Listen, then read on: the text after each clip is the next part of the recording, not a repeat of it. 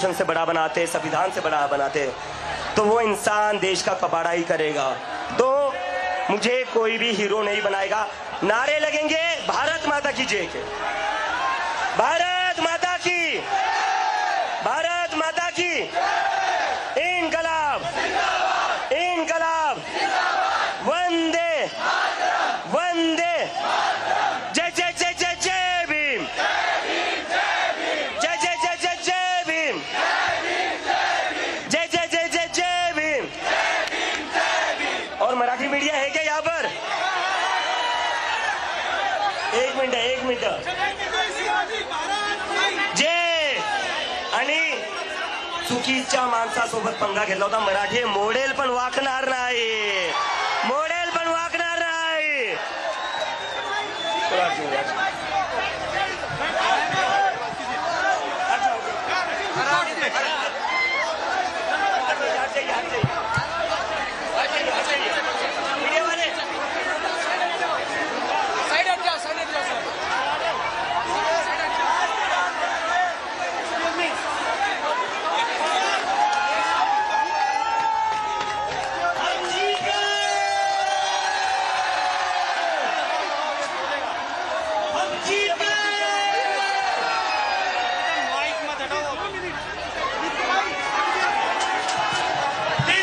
ഡൽഹിയിലെ ഐതിഹാസിക സമരം വിജയം കണ്ടിരിക്കുന്നു.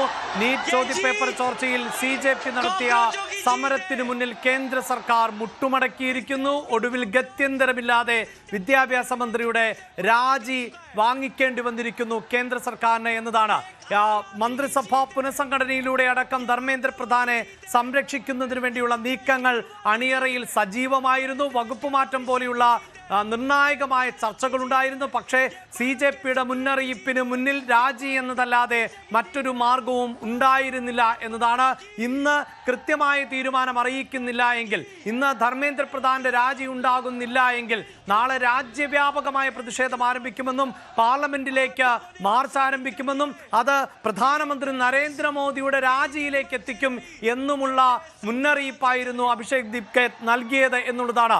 ഇതാ ഈ സമരം വിജയിച്ചു കഴിയുമ്പോൾ അഭിഷേക് ദീപ്കെ പറയുകയാണ്, ഇത് പുത്തൻ പുലരിയാണ്, ജനാധിപത്യത്തിന്റെ പുലരിയാണ്, ആദ്യ വിക്കറ്റ് മാത്രമാണ് നഷ്ടമായത് എന്ന് നരേന്ദ്രമോദിയുടെ പേരെടുത്തു പറഞ്ഞുകൊണ്ടാണ് അഭിഷേക് ദീപ്കെ പറഞ്ഞു വെക്കുന്നത്. ഇത് ജനാധിപത്യത്തിന്റെ പുലരി എന്ന മുന്നറിയിപ്പ് കൂടി നൽകുകയാണ്. ഇന്ന് വൈകിട്ട്, ഇന്ന് തന്നെ, അതായത് നാളെ നടത്താനിരുന്ന കാൻഡിൽ മാർച്ച്, നാളെ നടത്താനിരുന്ന മെഴുകുതിരി കത്തിച്ചുകൊണ്ടുള്ള പ്രതിഷേധം, അത് ഇന്ന് വൈകിട്ട് നടത്താൻ ആഹ്വാനം ചെയ്യുന്നുണ്ട്. അത് നീറ്റ് ചോദ്യപേപ്പർ ചോർച്ചയെ തുടർന്ന് ജീവൻ നഷ്ടപ്പെട്ടു പോയവർ, ആത്മഹത്യ ചെയ്തു പോയ വിദ്യാർത്ഥികൾക്കുള്ള ആദരാഞ്ജലികളായി ഇന്നത്തെ വൈകിട്ടത്തെ ആ പ്രതിഷേധം മാറണം എന്നതുകൂടിയാണ്. ഇപ്പോൾ അഭിഷേക് ദീപ്കെ ടൈഫോയിഡ് ബാധിച്ച് ആശുപത്രിയിലായിരുന്നു. ആശുപത്രി ടൈഫോയിഡ് സ്ഥിരീകരിച്ച സാഹചര്യമുണ്ടായിരുന്നു. അങ്ങനെ അസുഖബാധിതനായിരുന്ന അഭിഷേക് ദീപ്കെയാണ് ഇപ്പോൾ അണികളെ, പ്രവർത്തകരെ ആവേശത്തിലാഴ്ത്തിക്കൊണ്ട് അഭിസംബോധന ചെയ്യുന്നത്. വി വിനോദാണ് ചേരുന്നത്. വിനോദ്, ഒരുപക്ഷെ ഇങ്ങനെയൊരു പ്രതിഷേധം അത് രാഷ്ട്രീയ എതിരാളികളിൽ നിന്ന് ഉണ്ടാകേണ്ടിയിരുന്ന പ്രതിഷേധമാണ്. മുഖ്യധാര രാഷ്ട്രീയ പാർട്ടികൾ ഏറ്റെടുത്ത് വിജയിപ്പിക്കാതെ പോയ ഒരു പ്രതിഷേധം. നമ്മൾ ഇന്ന് രാവിലെ അതുകൊണ്ട് തന്നെയാണ് ഈ വിഷയം ഗൗരവത്തോടു കൂടി ചർച്ച ചെയ്തത്.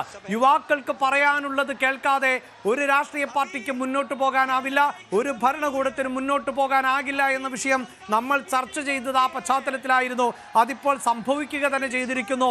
കേന്ദ്ര സർക്കാരിന് രാജിയല്ലാതെ മറ്റൊരു വഴിയില്ലാതെ ധർമ്മേന്ദ്ര പ്രധാനെ രാജിവെപ്പിക്കേണ്ടി വന്നിരിക്കുന്നു. വിനോദ്,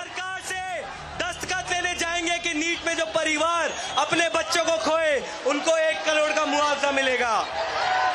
हम सरकार से दस्तखत लेने जाएंगे कि 20 जुलाई को और കേന്ദ്ര മന്ത്രി രാജിവെച്ചിരിക്കുന്നു. ധർമ്മേന്ദ്ര പ്രധാൻ രാജിവെച്ചിരിക്കുന്നു. നരേന്ദ്രമോദി സർക്കാരിൽ ആദ്യത്തെ രാജി എന്ന് തന്നെ പറയാം. പ്രത്യേകിച്ച് വലിയ പ്രതിഷേധം